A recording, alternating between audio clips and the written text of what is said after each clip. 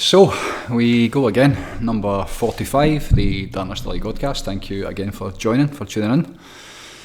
And this one is going to be called Know the Way. I'm going to be talking about, where I'm at just now, what's happening with my own journey, which is all I'm really ever doing as I start off a time with this work. Is expressing and explaining, what it is I'm doing, and the intention with that is to, hopefully inspire people to get on about it, and start to ask some questions, as I did, the years ago, and started to, look for a different way of living, a different way of being, when the way that I was, that I'd currently enjoyed didn't work out too well, and I had to find a different way of doing things, so that's really what this is all about. And then obviously the extension of that is what's going on about me, within the people that are closest to me, in terms of the vortex, in terms of the work that we're doing together as a community, which is a really exciting time. It's been a fantastic time. It's been a time of much expansion. It's been a time where there's a lot of new stuff coming through, which is fascinating. It feels like kind of the less that I try, and the more that I get run about, that this way of living and being, the way that continues to evolve, then the way things seem to just keep appearing and showing up, and the constant expansion that comes with that has been fascinating, and a huge part of that is to do with the community and the people that run about this. Really kind of blessed just now with the ones that are really showing up every single day. It's been a fascinating time for many of us that are really kind of deep into it, so that's fantastic. And then talking a wee bit about the programme, and we were up with the programme as well, in terms of what's happening with the re-release back to the public. And it's been down for the last probably few months, maybe a wee bit longer than that. We took it down the end of the year, and the intention was to basically upgrade it and make it better and improve it, as well as like the app, all that kind of stuff. So it's been under really a lot of, there's been a lot of additional information to it. There's been a whole load of new stuff, a load of upgrades, I do believe.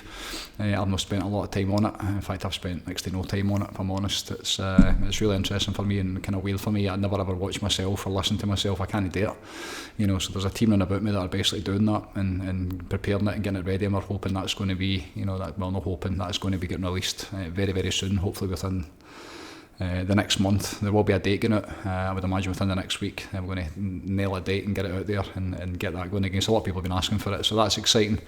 And then I'm going to talk a wee bit about my own intense spiritual journey just now, and the things that I'm going through, and the role of a man, a being, a spiritual being that I've spoken about on here before, and I've mentioned him a few times in my posts over the years. A man who has very recently, over the last wee bit, has burst back into my life again, and just fascinating. And that's going to sound a wee bit weird to a lot of people, but obviously at this stage it doesn't matter. It's my truth as to what's going on. So excited for this one.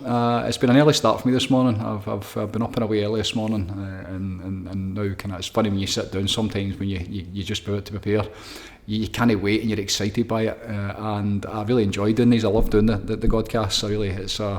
I think it's, for me, it's a chance to express where I'm at, and get my take on things, and so that it's documented, so I can leave it for those who are interested, and so that people can learn from it, and if you're interested in this work that I'm doing, which is all about the spiritual journey. It's all about the intentional life, and it's all about taking control and reconnecting back to yourself first and foremost, each other, and then obviously Mother Nature and the divine is a huge part of that as well, and that's what it's all about. So for anybody that's interested, now we're up to number 45, so there's a whole load, it must be over 50 hours there of information, and hopefully inspiration as well, that people can tune in and start to make sense, because a lot of this stuff doesn't make sense when you get on about it from the beginning. A lot of the words and a lot of the phrases and the concepts they're so alien to people. I get that. This is my 28th year working on this stuff, and I remember when I came across certain terminologies or ideas, or and your own belief system plays a huge part in that, in terms of the stuff that you need to let go, and I suppose the devotional quest to work out stuff. For me, it was to experience the divinity inside me. That's what it was all about. So I had a real strong desire.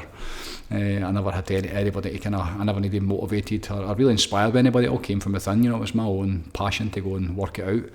And so for those that are interested in this kind of stuff, then there's a whole lot of good stuff in here that just by repetition, you start to you learn what it's all about, and through time, and just whether it's replaying them or going and seeking this information from other people who are talking about the same stuff. That way, that's the way you learn, isn't it? That's how I learned. So excited for this one. Looking forward to it. We're in a great place just now. The Vortex is in a really interesting place just now. It's in a great place, as am I.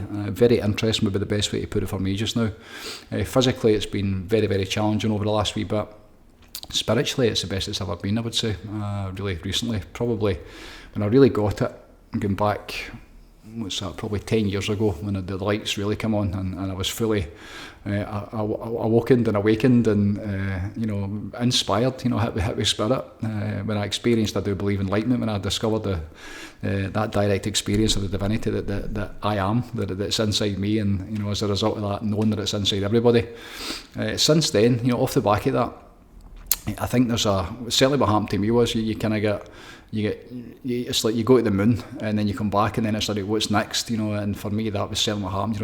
I'd spent 18 years trying to get it, trying to discover all of that, try to really seek enlightenment, and then when I got it, then I came back and it's right, okay, so what's next? And off the back of that, I went down a very different path. I was bored for a good couple of years.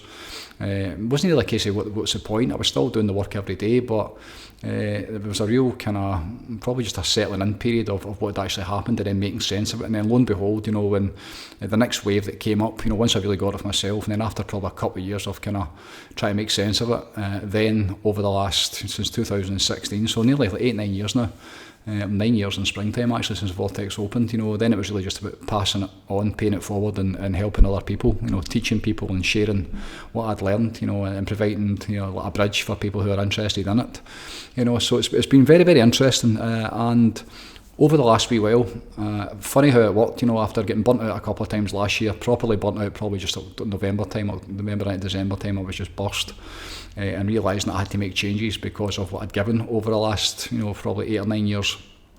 So much I'd given away, like giving myself away, and particularly since the programme came online and all that came about over a year ago now.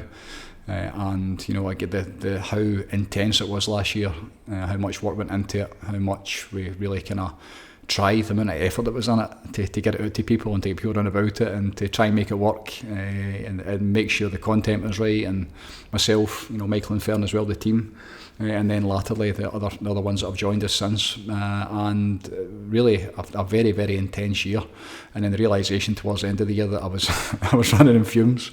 In fact, I was running empty, and I realised that the stuff that I'm teaching and the stuff that I'm sharing, as is really common with this stuff, you end up, you stop doing it yourself, in the way that it needs to be done. I was still doing the work every day, but that wasn't my priority. I was not my focus anymore. It was really about other people and trying to help other people get it. And then lo and behold, into January time, where I realised I had to make some really significant changes. Made those changes, and then shortly after that, almost like when I gave myself a chance to stop and give myself a break. Funnily enough, or not funnily enough, but the way that it happened was that basically when I stopped, and started to recover, which is kind of the way that it happens, I suppose. Then when your nervous system stops fighting, then the dis-ease, or the illness, or the kind of manifestations, when your body basically gets a chance to recover, then different stuff started to show up. And then really since the turn of the year, it's been an absolute roller coaster for me. It's been very, very challenging in so many different ways.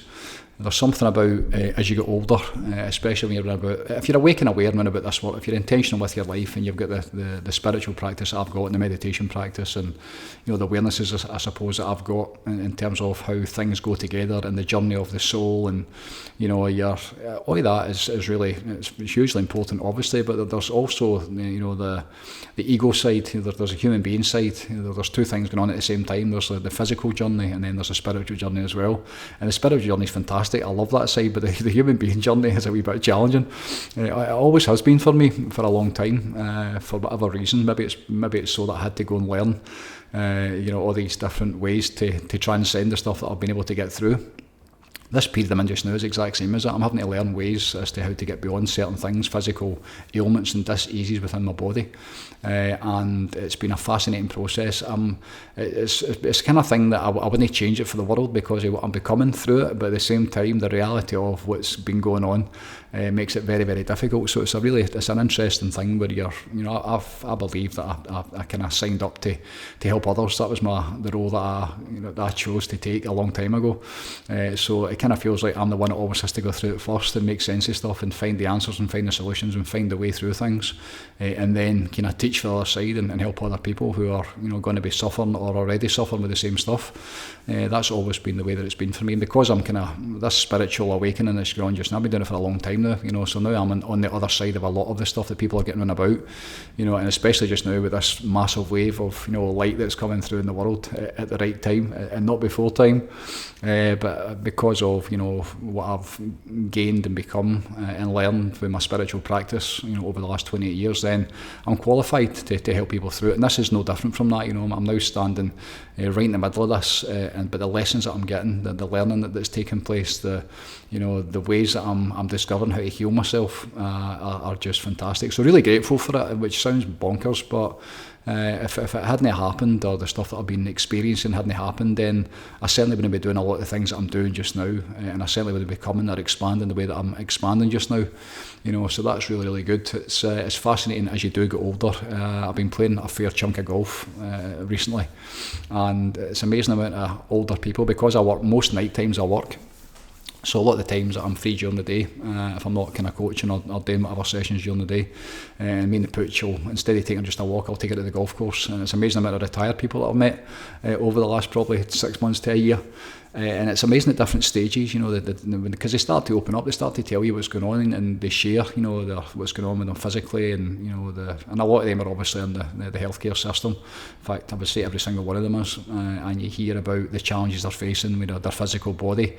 It's 60, it's 65, it's 75, it's at 80, one or two of them, and you start to hear and you start to see it in them, in terms of their life force starting to diminish and the dis-ease within their body, and the challenges they're facing in terms of trying to find ways to heal themselves or continue some sort of quality of life, which always relates to how they can play golf. It's fascinating, and that can be physical injuries, or it can be disease within a lot of them.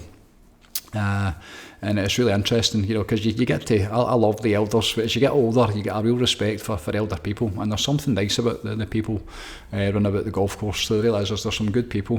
Everybody I've met up there has been, for the last many years, I get back into it a couple of years ago. I hadn't played for about 20 years, played when I was a kid, and I was pretty good as a kid, because I played football. It was kind of easy for me, and then gave it up when my son was born, just got away from it and more into the karate and Ironman and all that kind of stuff. But since lockdown, I decided to get back into it, and it's interesting, when the amount of people that I've met, and there's no phones, you're out in the middle of nowhere. It's a great environment, and it's I've always got the pooch with me, so she's a great icebreaker, and it's just interesting when you see people 10, 15, 20 years in front of you, and one eye is kind of thinking, oh no, I don't fancy that. It's because it's obviously it's coming. We're getting older. We're all going to die, unfortunately. The physical body is going to be no longer, and we're going to make the transition onto the next bit. But when you're surrounded with people, as I am just now, and hearing and seeing in them, and then also their solutions in terms of the pills and the medications, and some of the stories you hear about what people are taking to try and combat their illnesses and their diseases, then it gives me even more resolve and fuel for my fire that is absolutely not the way that I'm going to do it. And as a result of that, I've really had to shift up the gears. And my own practices and stuff that I'm doing every single day myself, starting to do things in a different way. It's been a real period of slowing down for me, to the point where I wouldn't say I completely stopped, but to stop the way that I was doing it, to really change up. I really feel as if I've been driving hard my whole life, since the vaccine when I was 13, that basically switched on my nervous system. Might be that, I don't know, might be before that. I think I was just maybe... In fact, I was full of beans for probably the day I was born, so I've always had that real strong life force, and right up until this age now at 53, there's that constant striving and driving and like trying to get there and trying to make things better, and especially with the work that I'm doing or I have done, but it also feeds into everyone else as well. When I was training karate, I was like a fiend for karate.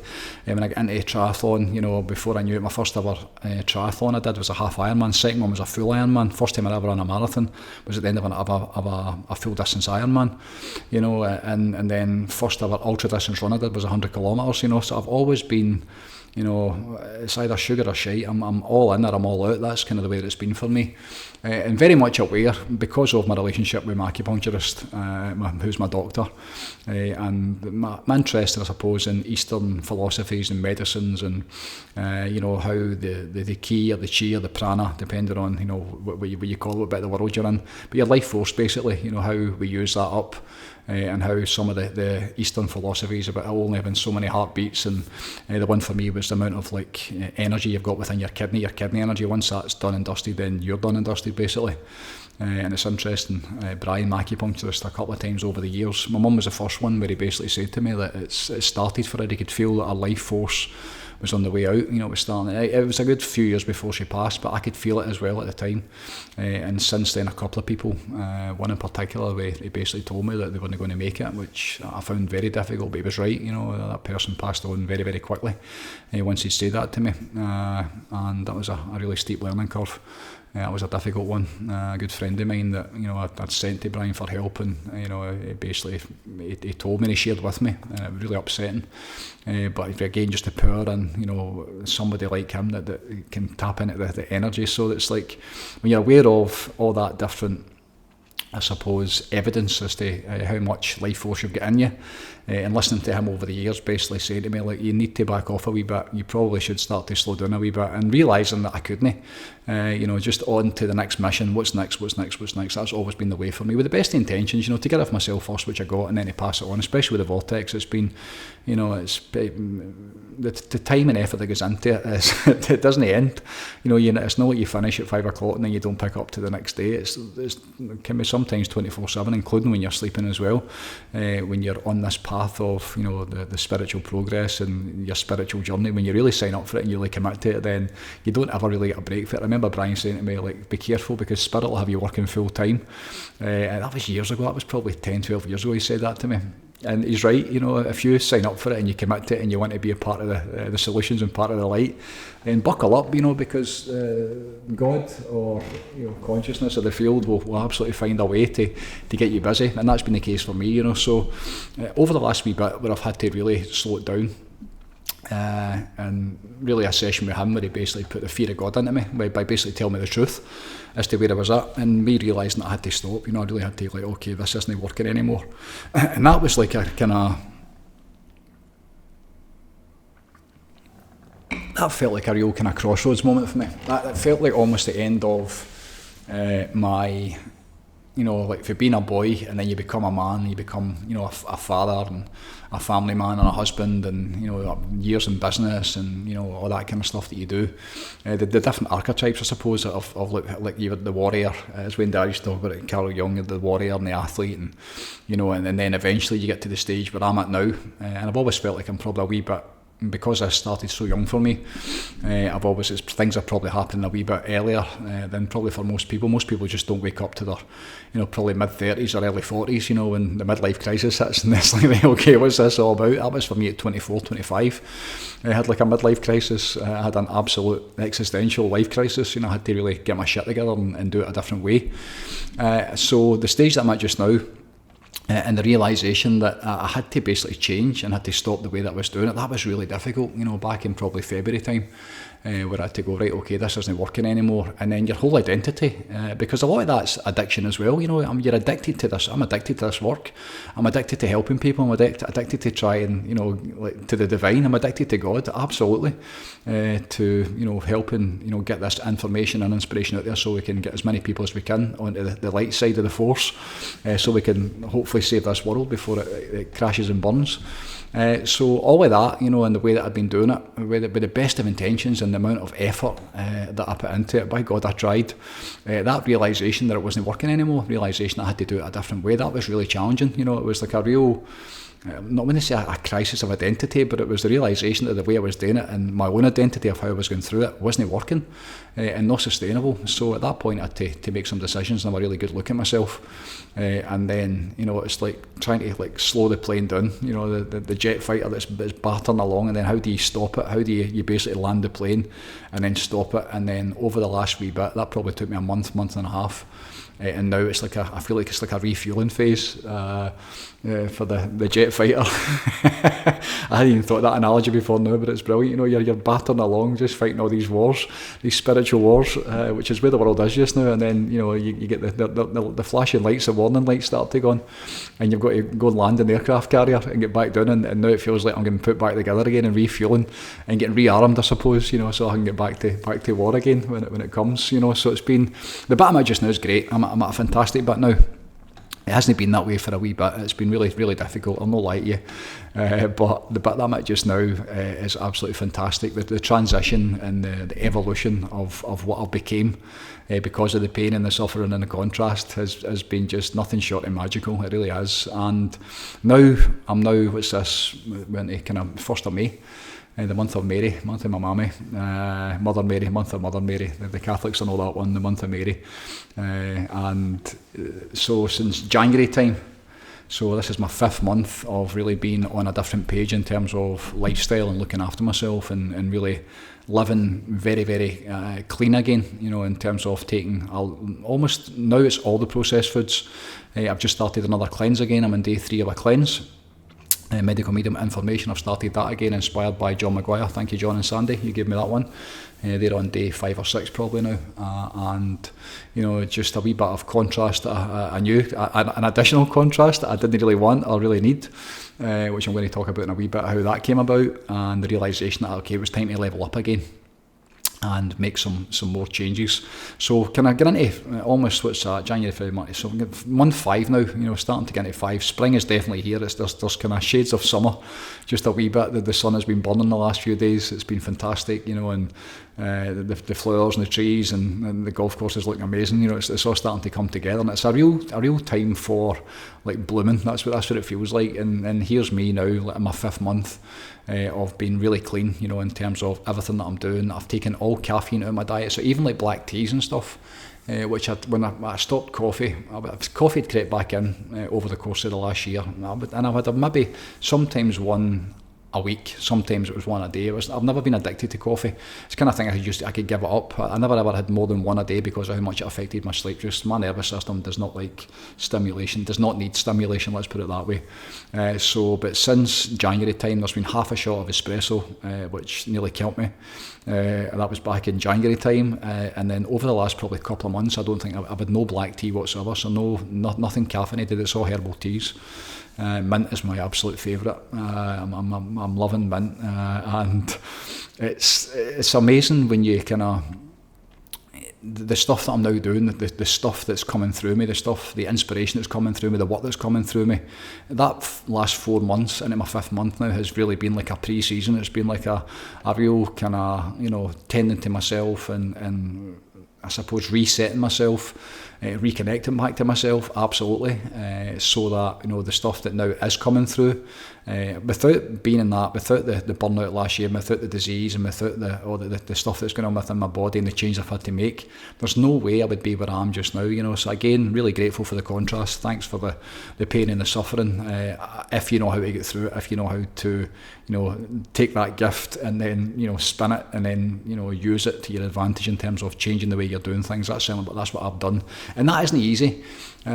Change is not. It's one of the things that, who likes to change? Who wants to change when you're doing things in a certain way? I used to love a coffee. I absolutely loved a wee coffee.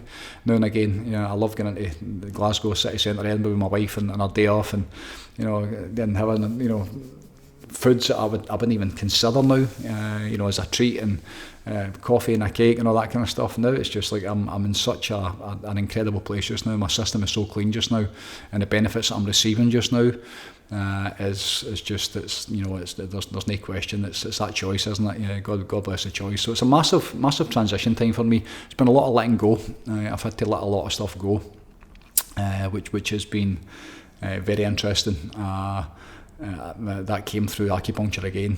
It was just a message yesterday. I was talking to my acupuncturist about, a new ailment that developed in my body, and God, what is this? What is going on here? I received a treatment last week which literally blew my socks off. It really did. It was life changing. Really powerful acupuncture cleaning. Anybody that questions acupuncture, one of the old guys at the golf course was like, acupuncture's a lot of shite kind of thing, and I'm going, oh my God, like I've been there for the last probably 14 years now. That's a family doctor for us. Anything goes wrong, we go straight to acupuncture. I go at least once a month, just to get my energy checked out, and as well as a sounding board as well. And the treatment that I had last week was the most powerful I've ever had. It felt like the minute the pins went in, was it 7 dragons they called it? The minute the pins went in, it felt like ecstasy. That's the best way I could describe it. Just a literal ecstasy, like blissing out in ecstasy for about 45 minutes, to the point where he was asking me questions about reality that I didn't want to answer. I was just having such a divine state with it. And he said to me, this will change your life, which he never really, he doesn't give too much away. He kind of lets you experience it yourself. A great teacher. But the change since then, the shift that's been happening since that treatment, and the evolution and the stuff that I'm now being forced to let go, again, that transition period of the stage I'm at in my life, what's the stuff that's working for me, what's the stuff that's serving me, what's the stuff that isn't, and then making those choices as to what you're going to have run about you, and what you're going to keep in your life, and what you're going to introduce the new stuff into your life. And for me, it's always that question about fulfilling your potential. And right now, this last period, I can really say hand on heart that I am fulfilling my potential just now, and that's a great place to be. For me, it's all about being the devotional journey to the divine and serving God, and that's where I'm at just now, and I'm at a great place with it. And the benefits that not just I'm receiving, but the people that run about me, the ones that are close to me within the programme and the inner circle, within the different clubs within the Vortex, the benefits that they're receiving directly, not just as a result of me, but because of the lessons that are coming through for all of us.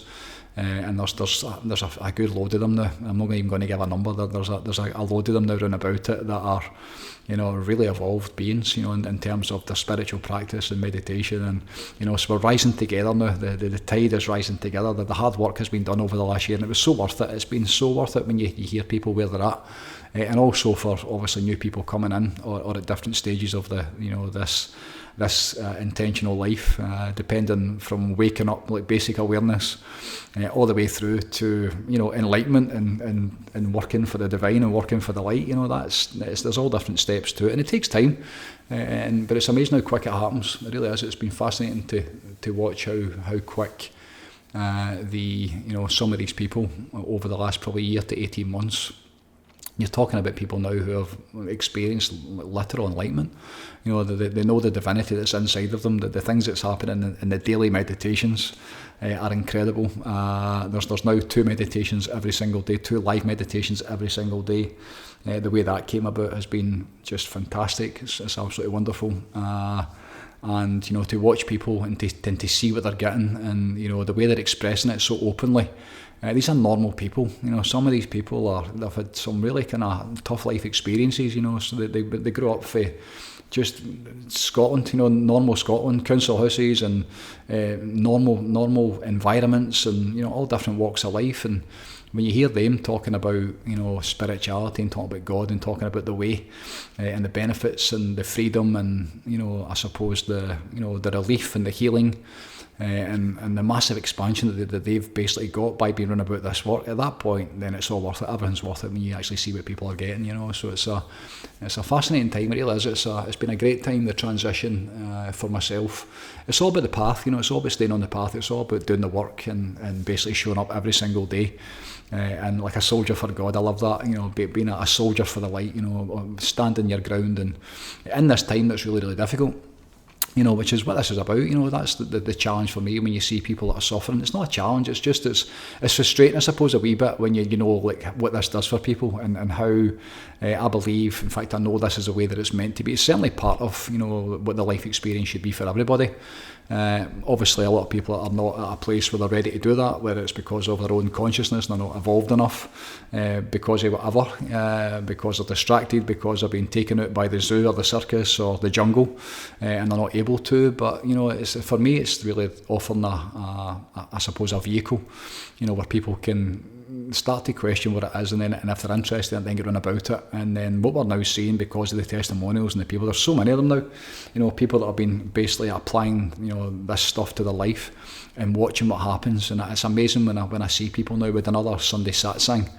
Satsang means in the company of truth, so it's like obviously an Indian term. Where they basically all get together, and there's it's for it's where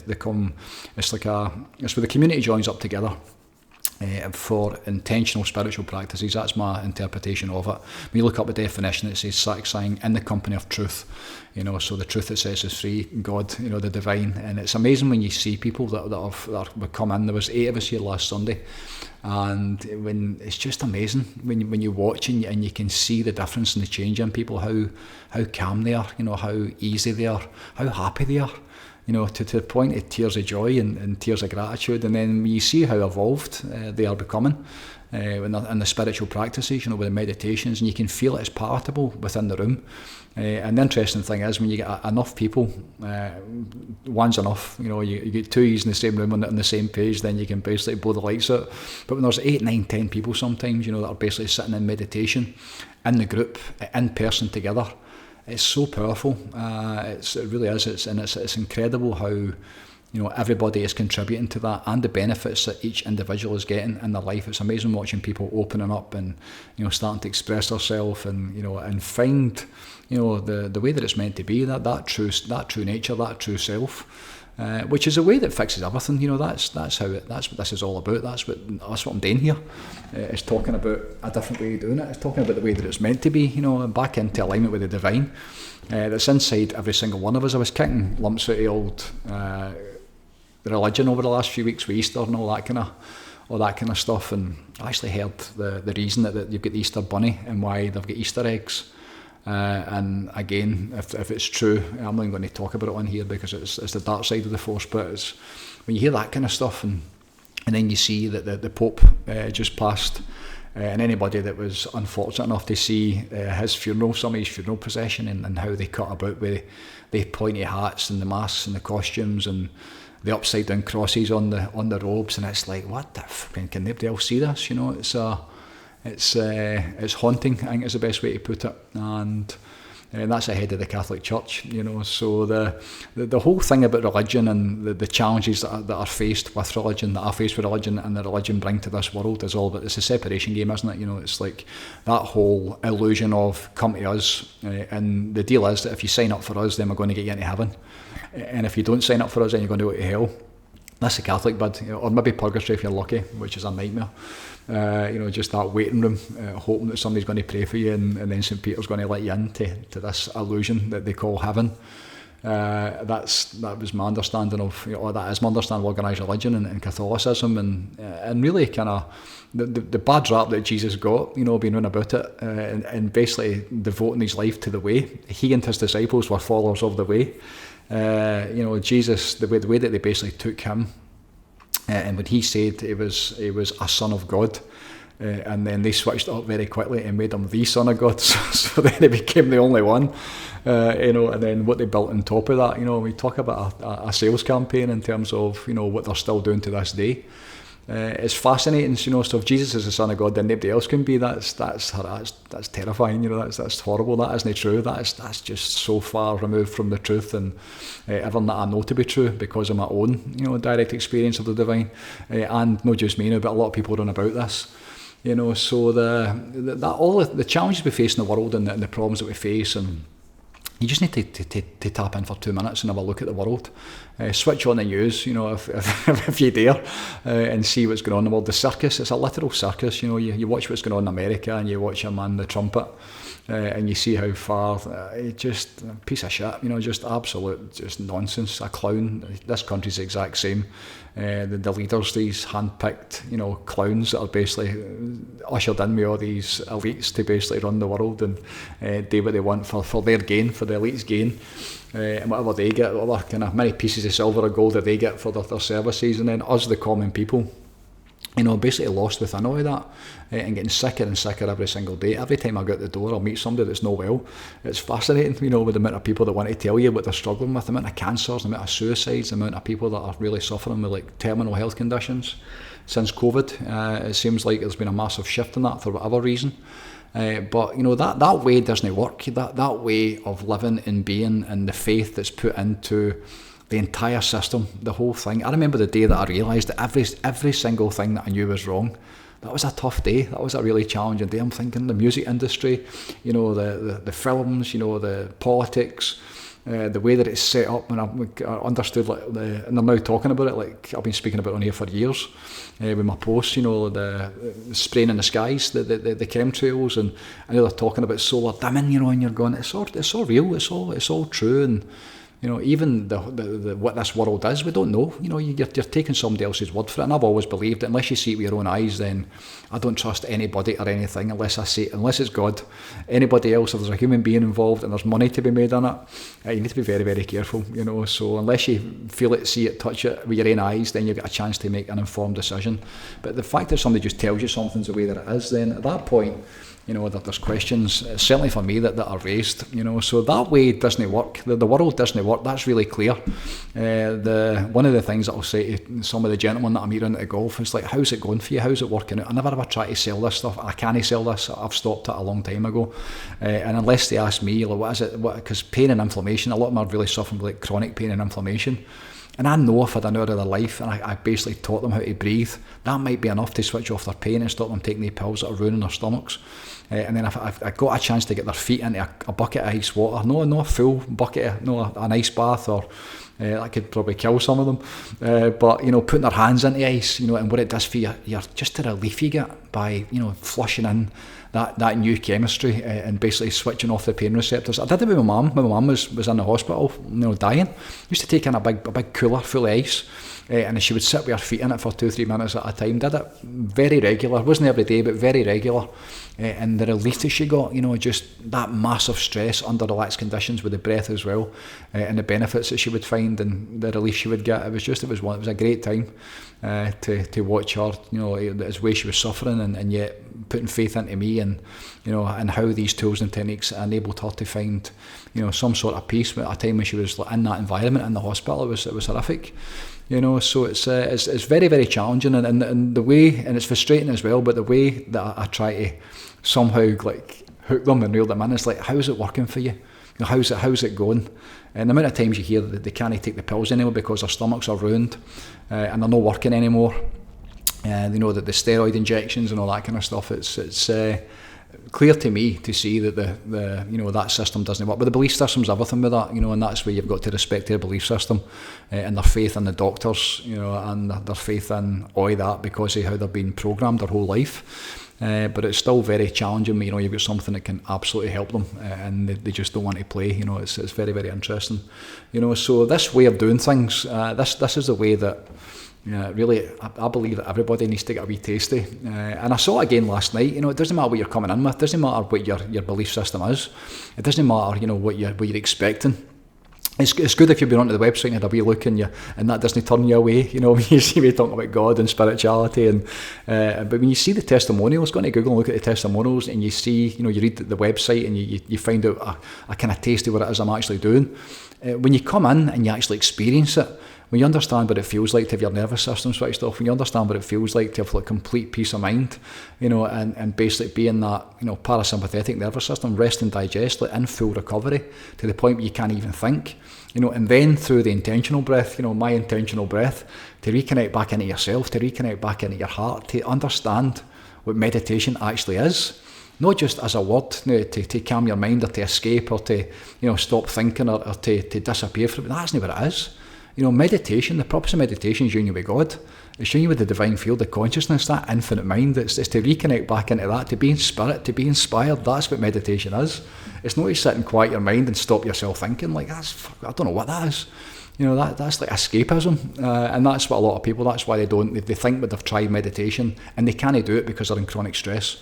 They're in a constant state of chronic stress and inflammation. So when the mind is switched on, whether it's through trauma, whether it's through just being on this planet for a number of years, whether it was a school system or something that's happened to you, or you've been vaccine damaged, or whether you've, whatever it is that's happened to you, when that, fight and flight response gets switched on, especially at a young age, and especially if it's really significant, then at that point, the after effects of that and the detrimental effect, when that program is basically right in your nervous system, if you don't know how to turn that off, then you're going to get sick. You need to learn how to basically switch that off if you're going to have any kind of longevity on this planet. You just do, because you're in constant stress. That was my whole life. From 13 years old up to 45 years old, I was in chronic stress my whole life. It wasn't until I discovered cold exposure and basically the reset that came through power breathing, that like 2 more breath work, and really just kind of, holy shit, what's that? I've just switched off my nervous system. Like, I can't actually think, can't just in a different world, and the cold's fantastic for that as well. So it's very challenging when you see people, when you see how they're suffering. You know you've got a way that works, the way. It's not my way that works, it's the way that works. But you understand how things really go together, and you understand the importance of getting back into balance and back into coherence, and back into harmony. So you're allowing your body, like the possibility of like having coherence in your nervous system and then coherence in your heart. That's impossible if the brain is incoherent, if you're running these like just non-stop, never-ending figure eight, loops of just stress, constant stress and overthinking. People have no idea, like they're basically how much time they spend on their heads, how much they're thinking all the time, most of the night as well, so they're not sleeping properly. So at that point, that doesn't work as far as I can see. Some of the young people I've dealt with over the years, some of them in their 20s, and you look at them and you think, holy fuck, man, what happened? The black eyes and just like decimated. Their energy, life force is just depleted so much. And the way they get through it is by basically stimulation, like rattling coffees that does nothing for them, because their adrenals are basically shot. So they're not even getting the benefit from it, and they're addicted to it. And then, they think they're eating well because they're not eating McDonald's every night. But even at that, the processed foods and the junk they basically put in their system to get themselves through the day. And then you see people in their 20s that are looking at absolute literal burnout, and panic attacks. And so it doesn't work, that way of living and being doesn't work. There's no question about it. Back in a second. So that's why know the way, how to know the way. The right way, the correct way of doing things is so important. At least, dipping your toe in the water and getting a taste of it, and then for that point, seeing how you feel, and then you can start to make informed decisions. That ignorance is bliss. Being in ignorance is only bliss for so long. Once the wheels start to come off and disease starts to come in, I'm a great believer, absolutely, that prevention is way better than cure, as I'm trying to kind of cure myself just now.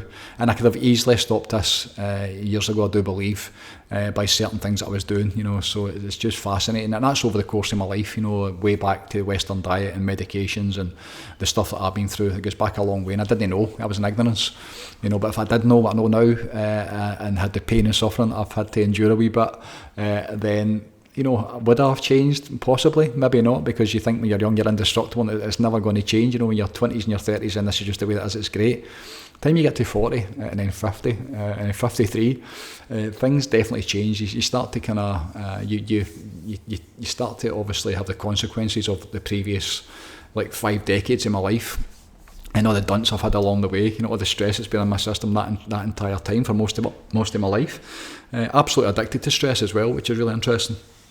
A lot of people are. I would say probably most people are, and they don't know it. The chase of trying to get somewhere and what it gives you, and the rush of the chemistry in your body, then you can be addicted to stress very, very easily. So my work just now, and the way that I'm doing it, is really, really kind of, I'm loving it. I'm absolutely loving where I'm at just now. I've taken it full God since the turn of the year, and there's levels to that as well. There really is the spiritual practices, the intentional life. Being like super aware of who I'm putting my time into, who I'm actually giving my time away to. Even things like Facebook friends and people sending friend requests. If I jump onto somebody's Facebook page and it's like they're a witch, or they're stuffing themselves with McDonald's, or they're kicking lumps out of either Celtic or Rangers, or that I'm not interested. You know, that's not a friend. That's not somebody I really want to be running about. And I've had actually a couple of cleaning sessions where I've been through the Facebook friends and like a shooting gallery, you know, just like taking people out because like I don't even know who they are. And now the point where I've got so many actual friends, people that are run about me and I'm running about them, that there's real friends here, and that's the people I'm really interested in. Anybody that's just a bystander that basically just wants to be a friend for the sake of it, then at that point, if they're not interested in the work and not interested in this way of living and being, then I'm not your friend. I'm not interested, you know. So that's been very, very that's been great, you know, doing that kind of stuff again, speaking my truth and just shying away from all the stuff that doesn't interest me. It's been a time of just great expansion. It's been a time of great truth. I've had to be really truthful with myself. And the truth sets us free, doesn't it? You know, that truth, and being able to look yourself in the mirror and really seeing it, know how if it's worse than it is or better than it is, but seeing how it really is, having a real look at yourself and going, right, how am I doing here? How's this going? And what's the evidence of how it's manifesting? You know, at that point, you know, for me, I'm no different from anybody else. You know, I'm a follower of the way. Those that are on this path, the program itself, being on the program, being on my own program, has really I've levelled up again recently, even just over the last probably few weeks. I've levelled up again, and the benefits that I'm now receiving are just incredible. It's interesting as you make your way through the spiritual life. I remember reading many years ago that the spiritual progress, it's not about getting stuff, it's all about letting stuff go. It's about giving things up. And certainly the older that I'm getting, that's what I'm realising. You know, I'm transitioning now into death. We all are. Hopefully it's not for another 30, 40 or 50 years, but at this stage, you know, when you start to get over, maybe it's past 50, I don't know, you start to certainly be more aware of that's, you know, something that's coming. I always believe that when your parents pass, you know, you become the next in line. You know, you become like the custodian of the family or the protector of the family in some kind of way. And certainly for me just now, you know, I've got one eye. It's great here just now, but I'm watching these guys that I'm talking to in their 60s and their 70s, and that's a blink of an eye for me. You know, it's very quick. It's very, you know, it's amazing how quick that it does unfold, how quick your life goes by when you're busy and you're basically chasing stuff. And I became much more aware and much more intentional by like stopping and definitely smelling the roses. That's something that I'm learning to do, is being more aware. And I've been aware all my days, you know, in terms of taking my Wednesday to school and being there for them and picking them up for school. I did that right up to the last day in high school for both my children. You know, whether it was bringing them up for the bus, or I was always there for them, always had their dinner on the table. If my wife was working, we were always there for them. But now, you know, they're at a different stage now, 23 and 21, and we're going into a different phase as well, myself and my wife, you know, so it's very much a time for kind of slowing down, but at the same time it's ramping up as well. So it's fascinating to watch what's happening, the spiritual stuff and this work, the way that it's evolving, my work, how it's evolving. It was unsustainable, and thank God all the information has been caught, all the program stuff has been captured, all the videos are done. You know, the thought of, you know, get out and having to push it and try and sell it, I'll never do that ever again. I can't do it ever again. The power that's within it, you know, and the people that are around about it, and allowing them, you know, to find ways to get it out there. And for me, what it feels like just now is just to be in that place of full alignment, you know, stay on the path, you know, tend to myself, constant expansion, constant inspiration, doing the work that's calling me just now, which is writing. I'm writing every single day again. I'm writing the programme. I'm over 30,000 words now. I'm just about to break through 30,000 words. Loving the programme, loving that, you know, and that's going to be significant for me, you know, to leave that behind for whoever wants it, and to get it out and really put together in a document, and probably manual form as well as video form that we've already got. But to explain what it is I've actually learned, and the shortcuts and the bridges that I've been able to put together that enabled me to find relief with all the stuff that I've been through. And then now you can see the evidence of the people that are actually doing the exact same stuff, and the relief and the freedom and the ease and the literal enlightenment for many of them that they've been able to achieve in a really short period of time. Based on what I've learned over the last 28 years. And I always, you know, I really feel like it's really significant, because when you listen to any of this is a spiritual process. I am a spiritual teacher. That's what I do. I help people reconnect to the divine that's inside of them and with God. All the other stuff, the breath work and the cold exposure, and even the intentional life, you know, that's more like personal development. You know, that's more about becoming awake and aware as to what you're doing to yourself. But everything leads towards the spiritual practices now. That's where it's always been for me, you know, and I think it's really taken this time to probably be comfortable enough, or have enough people around about me that I actually get what I'm doing, to not have to try and sell the front end of the basic switching off the nervous system and sleeping properly and being aware that McDonald's is shite for you, and like taking on somebody else's stress and the drama that you're causing, all that kind of entry level stuff. That's really not, it's a part of it, and I talk about it within the programme, but for me the interest is at the backside now. It's the spiritual practices, it's the meditations every day, it's the going inside, it's a spiritual journey, it's a reconnection with the self, it's getting into the light, it's being inspired, it's being as one, connected to the divine. That's what it's all about for me. That's my work now, is to help people who are looking for that. That's what I feel, and there's a calling for that as well, of course there is, and the way that I see it is, there's not that many. If you look at the world, the challenge I've got is with traditional therapists, who basically talk about the problems and talk about the traumas and how bad it is in the world and everything that's wrong with the world. And I have just mentioned a wee bit about the circus, but I do that very, very sparingly. I don't spend a lot of time on it. I certainly don't get into details in terms of specifics and really shine the light properly on it, so that people can then get hooked into it, because that's a trap. So there's enough people doing that, and especially with this kind of work, I could name half a dozen of them. Your man Sadhguru is one of the ones I used to watch years and years ago, and there's a few kind of spiritual teachers and leaders that basically talk about enlightenment. He's certainly experienced enlightenment, I think very similar to what I got, in terms of becoming. They talk about how he became the mountain, and that was the first time. It's happened a few times for me, but the first time it happened, I felt as if I became everything. You become the tree and the blade of grass and the pigeon, and you experience universal consciousness. There's no question. That's what happened. That's what I got. So I think it's important to, when you talk about that kind of stuff, you then need to kind of provide the vehicle, the path, I suppose, to allow people to get to what you got. It can't just be the case of saying spitting out fancy parables or rhymes or the kind of different stories that explain it. Maybe that's one way of doing it. Maybe that's where I'm going wrong. I don't know. But to just talk about it and not actually show or give a detailed explanation how to do it, no matter how difficult that is. That's the challenge that I see with one or two of them. There's no many that are even talking about it, and that's where I feel that what we've got here. And again, because of the evidence of the people that run about it, there's stepping stones from entry level awareness to basically not knowing what's upside down and back to front, to experience the divinity that's inside you, and it can happen very, very quickly. So that's where I do feel the power that's in this, and how significant it is. It needs to be left behind. It needs to be left so that people can use it and evolve it, and make it better, and make it, whatever comes through them with their own intentional practices, so that more and more people can get it. That's what it's all about. That's what this is. So we're really excited for where I'm at just now. It's all about expansion. It's all about just allowing it to come through me. Surrendering, letting go. I've been letting go of a lot of stuff recently. I really have. I've been kind of a lot of the stuff that used to fuel me, it doesn't fuel me anymore, and I'm having to find new ways to do it, which are easier and more in alignment with the divine way. The programme itself and what's coming through that in terms of the people and the community, that's been fantastic. The V2 is going to be looking at the end of the month.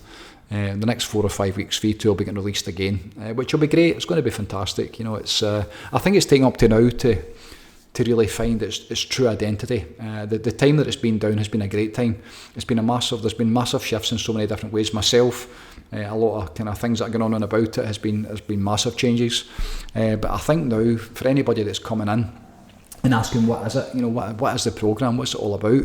Well, it's about intentional living. It's about taking full control and full responsibility for every single thing that comes your way, and the realisation that life actually comes from you and doesn't happen to you. So it's about giving up victim consciousness and poor me and life's shite and all that kind of stuff. It's about taking control, and taking back your true power by reconnecting back to the self, the true self. That's what the programme is. For those that are going about it, it's interesting. It attracts a kind of really specific type of person. It's about, you need to do the work. That's the challenge with most people. Most people are lazy, and if you're going to McDonald's and you're eating fish suppers and you're still going to the football and you're still like a baby at the weekend, then let's be honest, this isn't going to be for you. This is for people who are really kind of on a mission, on a journey to better themselves, to discover themselves, discover their true selves. To master themselves, to eventually then pass it on. That's where I'm very wary who I give my time to now. This isn't for everybody. It's not. There's enough life coaches and fake yogis that'll basically, take your money off you and take you on a spin for a couple of years. Like, go and learn that kind of stuff first before, because this is serious stuff. We're not fucking about here. We're not fucking about. It's deadly serious. The time in humanity we're at, and the way the world is going, and the way that we know how to fix it. It's not for everybody. It really isn't, and that's just the way that it is. It's a great. If you're within it and you're on about it and you understand what I'm talking about and you're getting the experiences and the benefits of it, then fantastic. If you're not and it calls you, the door is always open. But for most people, it's just too far ahead. It's too evolved in terms of consciousness. Most people are in a survival state, and most people are worried about, where their next takeaway's coming from, and who our two Celtic or Rangers are playing at the weekend, and what's happening in fucking Love Island or whatever shite we watch on the telly, So that's not what this is. When you understand the full level of what we're actually doing, it's mental. It's bonkers. To think this morning, 4:44. That's when the first time I looked at my phone. Did a post this morning. Again, the spiritual numbers are amazing just now. But you get into that room now. We're now alive every single morning. We're back on the lives. After last year, 5 months, I would do in here in the boardroom. I would set up the recording studio and basically do a live on Zoom with the music and guided breath. It nearly killed me. Guided breath work, guided meditation. I missed my entire practice for 5 months, 6 months. That's why I became sick, I do believe, just by giving so much away. And now, really grateful, because those people are on about that. They've now, for a wee while, I suppose it kind of tailed off a wee bit, and then people were realising that they had to get up and date for themselves, which is where it's always been for me. You can only do so much for people. At some point, you need to get up out of their bed and sit in silence and sit in meditation, or listen to the music, or listen to one of the recordings on the programme, whatever that is. But taking that responsibility to get it for yourself. And now, maybe definitely because of the shift that's taken place in quite a few members within the community, but where I'm at with it just now as well, the stuff that's coming through me. Now, basically, it's a silent meditation. It's now I do it upstairs in my home, and I basically sit with the laptop with the screen covered up, so there's no light, there's nothing coming off it, and I basically put the music on, and then we all sit together and we're able to listen to the same music, as opposed to people listening to different recordings or different music, or some sitting in silence, and talking about holding space, and talking about the intention, the power of intention. And that's something I've spoken about on here a lot. It happens a lot with energy work, where you basically hold the space. All I really do is hold space for people. That's where healing takes place. When you understand how the energies come through, and you understand how this goes together, and you can create that space, that vacuum, when you're out your head and you're reconnected into your heart, and you're feeling good and you're happy, and you're feeling this state of joy or bliss. You can do that mechanically very easily. You give me a couple of hours of your life and I can take anybody there without question. But when you're in that space yourself, then the inspiration starts to come through, and the healing comes through, and the realizations will come through. Absolutely. So creating that space and holding that space is something that's absolutely dear to my heart. It's what I do with this work. And over the last wee bit, especially the last few weeks, there's been a massive shift in terms of what's going on for me. You've heard me speak again about one of the master, my master. I'm going to refer to him as, which is an interesting term, because the being that I'm talking about, the spiritual being that I'm talking about, his books are all upstairs. I think I've got all these stuff upstairs that are probably 25 years old. I've had them. A man called Babaji, who comes from a system called Saj Marg, an Indian Hatha yoga system that's basically, it translates as a natural path or the natural way. I came across it probably 25, 26 years ago when I was just getting into Wayne Dyer. I was learning about meditation, I was interested in spirituality, and one of the men who was helping me at the time in my business, he was a salesman, funnily enough, and to think of window sales, and then how evolved he was as a spiritual being then, and the connection to this system, and all the benefits that I've had since the day I went up and was basically introduced to this system. Again, it sounds like rainbows and unicorns. This is real to me. This is how it's going together. So basically went up to Edinburgh and had an ashram at the time. And the way that it works, Saj Marg, it's very different now. And again, depending on which side you believe and how it, how you see things, or again, I've been away from it for so long and I can only take what I see. But there's one person that I follow online. I only follow 2 or 3 people online. I follow this man online who's been running about this system for the last 30 years. And the current master of the system has basically taken what this sacred practice, and the way he explains it is, and again, I've got no direct experience, I'm taking his, but I've been watching this guy for the last 4 or 5 years, very evolved spiritual being. He was actually living in India and spent time, when I was up at Edinburgh, the previous master of the system, a man called Chariji, another incredible evolved being, he spent time with him. in his person and sitting in meditations with him. And the way that it works is dead simple. The divine gets basically channeled through one of these masters of the system. And the master of the system would basically bring that divine energy and bring it into those who are seeking. So they call them abayasis. That's the spiritual term for it. Somebody who is, I suppose, like a devotee or a seeker. They would basically sit in front of the master, and the master brings in the love and the light and the grace that is God. And it's almost like a filter or a bridge. And they believe the only way to receive the full power of the divine, because the human nervous system can't handle it, it's too powerful. It would basically blow your lights out. That's why so many great saints, when you reach a certain level of consciousness on Hawkins' scale, when you reach like 600-700 in the scale of consciousness, then people start to leave this world because it's too powerful. The human body can only handle so much.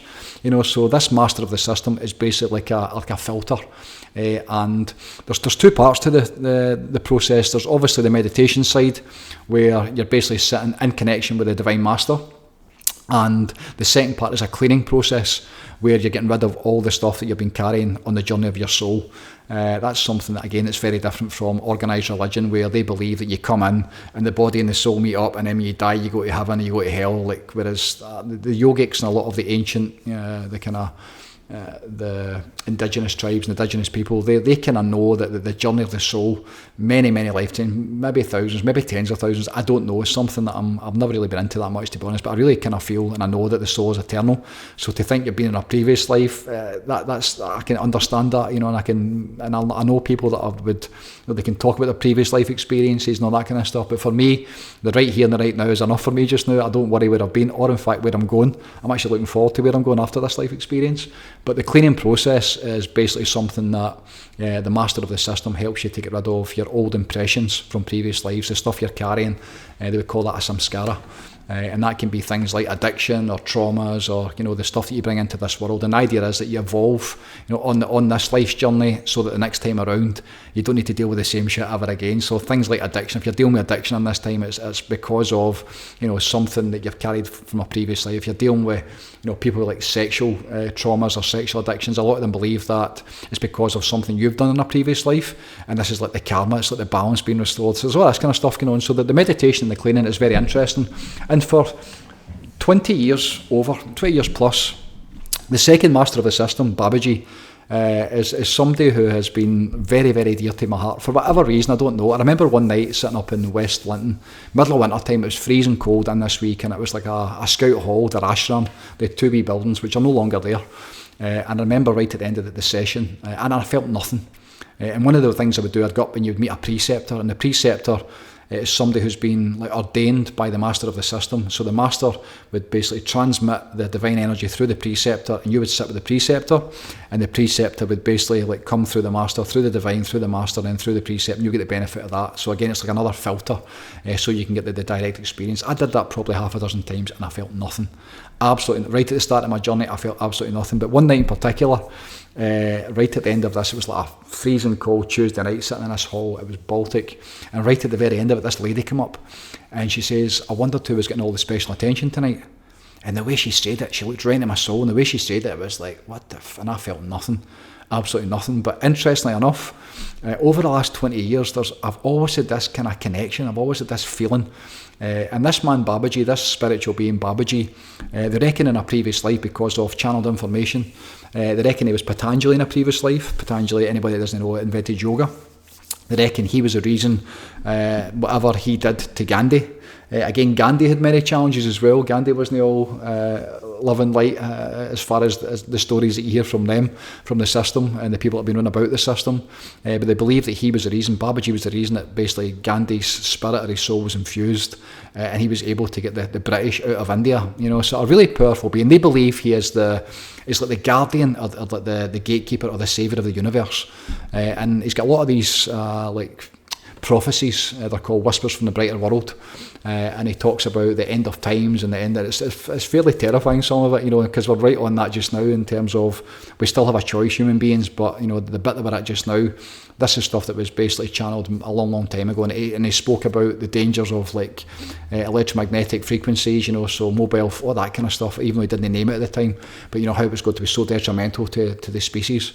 So anyway, this being has always been there for me, and I really feel, in fact I know know that He is the reason, for whatever reason, that I am on this spiritual journey. It's still fascinating for me growing up in building sites to talk about this stuff and God and spirituality. It is, I remember being that guy out in building sites and eating 4 rolls and sausage and reading the newspaper and going to watch a football. That was that guy. So it's really interesting for me now, like where I'm at just now and talking about a different way of living and being and doing and kind of, living my life. But I've always known that He is the reason. One of the main reasons is to why I'm doing this work.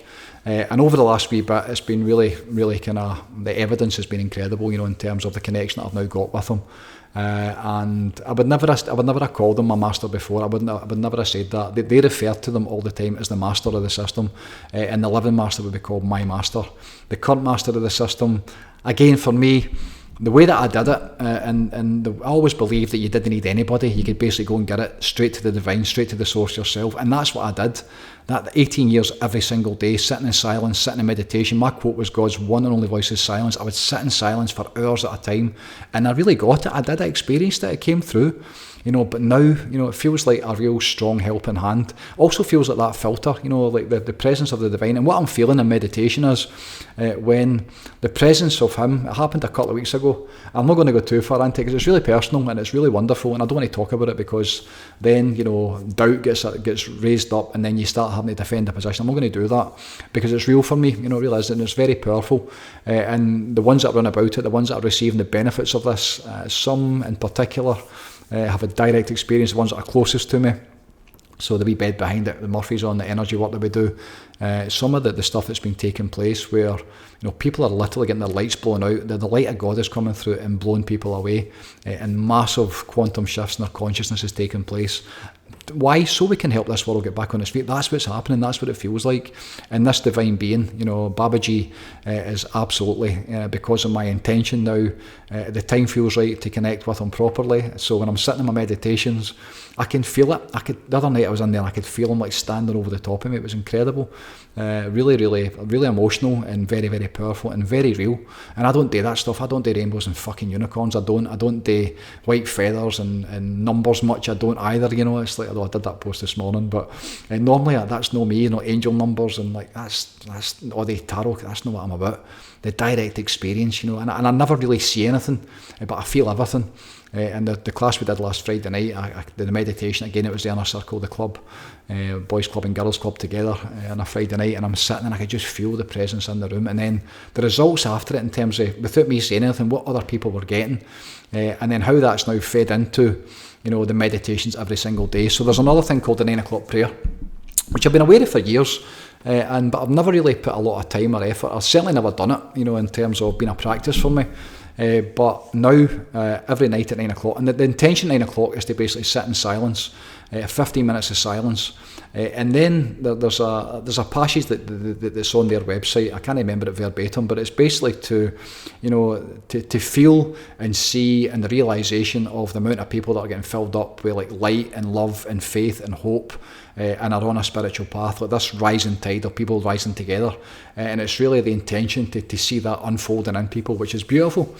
So I just put that up a couple of nights ago within the community, within the programme, and the amount of people that have jumped on it, so the last couple of nights there's been a 9 o'clock prayer, live meditation in that sacred space in Zoom, and at the same time over the last probably couple of weeks, maybe nearly 3 weeks now, every single morning. There's no set time, so from 3 o'clock in the morning until probably 8 o'clock in the morning, there's somebody sitting in meditation. What's happened is that Zoom space has become like a vortex, because it's incredible.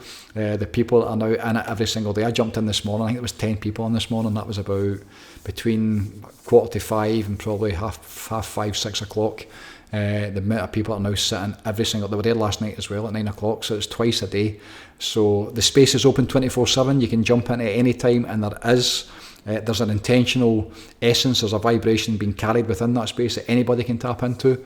But there's something happens when we all go in at the same time and the music gets switched on, and we're all listening to the same stuff, and because of my connection to this divine being and others within the group now as well who are getting on about Him, it's so difficult to explain in words what's happening, but what I do know is it's fantastic, and it's really kind of, for me, it's opening up my heart. I'm now very much the presence of, the love of God, because that's experienced in that. It's very subtle. The love of the divine is very subtle, and you can feel stuff within your head, and there's a third eye, and you process it, and you get the feelings and the sensation within the brain that creates the chemistry. Fantastic.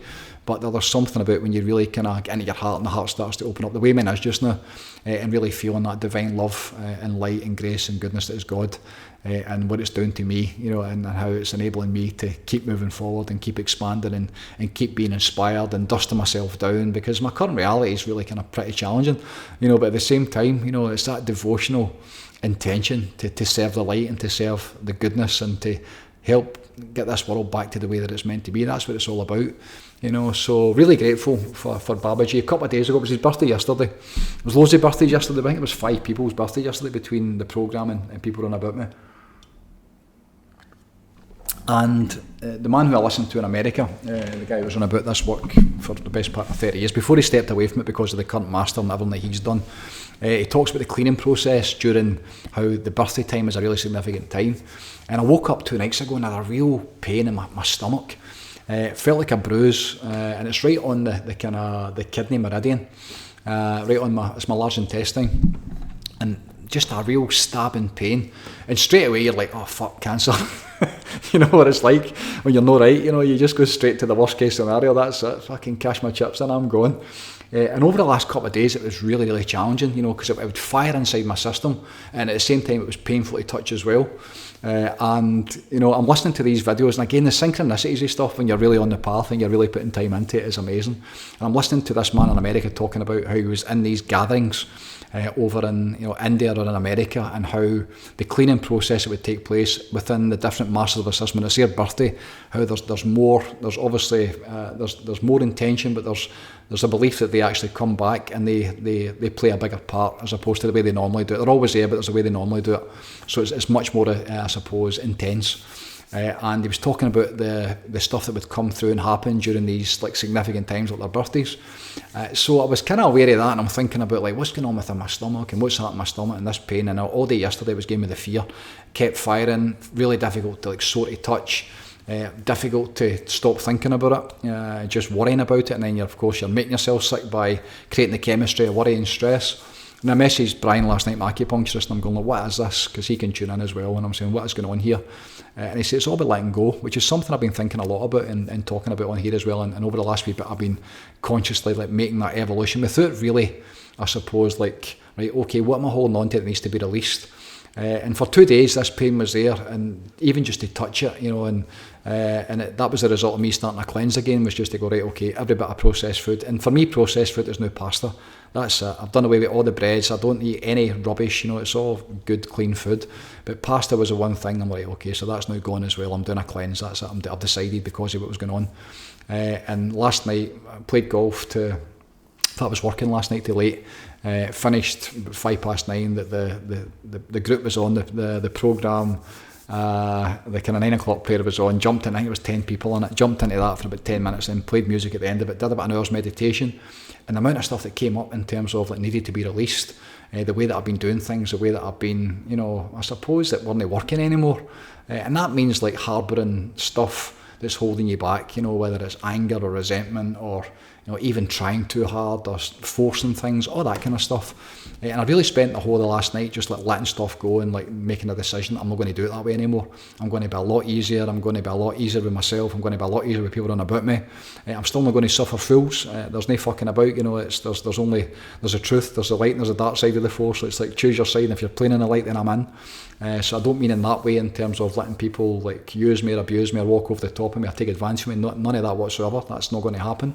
But at the same time, just being a lot easier with myself in certain ways. And incredible meditation, and then yanked out of bed this morning, back at 4 I woke up, and it's gone, it's completely gone. The whole thing has just disappeared. which is, again, it's like a miracle almost, because yesterday I was going to the hospital. I wasn't going to the hospital, but I was like needing some sort of medical intervention or somebody's take on it, and I'm thinking, I'm not going to turn into one of the guys at the golf course. It's not happening. I refuse to get into the system. I'm not going down that road, because the body's getting older and there's going to be disease that comes at certain points in your life, but taking responsibility for it, and especially with this work, I believe in miracles. I do. I believe that the love and the grace and the goodness and the light of God fixes everything that it touches. That's my experience. That's the healing that I've been getting all these years at different stages when you peel back the layers of the onion. So this is no different. But having that awareness again from acupuncture in terms of what the large intestine is, and Brian's ability to say it's just about letting stuff go, and it's like, all right, the timing's very interesting. On the birthday, the cleaning that's taken place. Then I woke up this morning and it's gone. It's completely gone. I'm healed. It's a miracle. Praise God, it's a miracle. So again, the way, the truth, the light, the answers, the solutions, it fixes everything. And I'm really grateful just now for where I'm at. Really grateful for where we're at as a group. Can I tell you, just the goodness and the good people that are on about this just now. So for anybody that is interested in it, it's a great time to get on about it. If you're ready and you're called and it's something that's basically pulling you, there's no sales. It's actually almost like anti-sales. I'm wondering how we're going to bring people in, like how fast it's moving just now. But there is a way. There's always a way if people are keen enough, and they've got the devotional intention to get on about it and to reconnect to the divine. This is a way, and also everything that goes with it, the art of intentional living, the program, the tools, the techniques, the basic awarenesses, right up to the point of like where I'm at just now, which is like really mastering myself, mastering my feelings, my emotions, how I'm sleeping, how I'm thinking, my meditations. It's all goodness just now. It's all my focus, every bit of energy is on the light. It's on about how we make this world and get it back to the way that it's meant to be.